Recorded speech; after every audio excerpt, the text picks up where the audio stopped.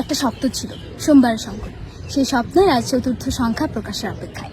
শুরু থেকে আজ পর্যন্ত যারা আমাদের পাশে থেকেছেন তাদের অভিজ্ঞতা ও অনুভূতি আজকের গল্প। চলুন সেই গল্পে করা যাক। আজ আমাদের সাথে আছেন আমাদের অতি পরিচিত আপু শাহরিয়া সিদ্দিকী। আপু কেমন আছেন?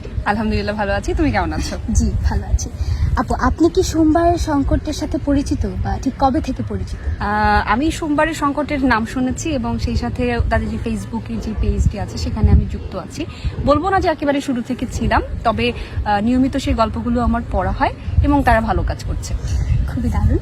আপু, আমার প্রথম প্রশ্ন হলো, সোমবার সংকট প্রকাশিত 3টি সংখ্যার মধ্যে আপনার কোনটি সবচেয়ে ভালো লেগেছে? আচ্ছা, আমার সবচেয়ে ভালো লেগেছে তৃতীয় সংখ্যাটি, এবং সেখানে যে থ্রিলিং একটা গল্প ছিল সেই গল্পটা আমার ভীষণ ভালো লেগেছে। খুবই দারুণ। আচ্ছা, সোমবার সংকট সম্পর্কে কোনো উক্তি করতে চান বা উপদেশ দিতে চান? হ্যাঁ, উপদেশ দিতে চাই বলতে গেলে যে একটা যখন জিনিস প্রকাশিত হয় তখন সেটা নিয়ে কাজ করতে হয়। আমি বলবো যে তাদের ভ্যারিয়েশনের মধ্যে নিয়ে আসতে হবে, পাশাপাশি ডিজাইনের দিকে একটু খেয়াল রাখতে হবে। আর ফটোগ্রাফি যেই বিষয়গুলো আছে সেগুলো তো ভালো হচ্ছে এবং সেগুলো আরও বেশি আপডেট করলে আমার মনে হয় সামনের দিকে ভালো হবে। খুব অনেক ধন্যবাদ আপু।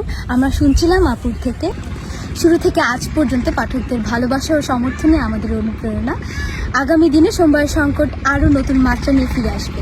পাশে থাকুন, আমাদের সাথেই থাকুন। ধন্যবাদ।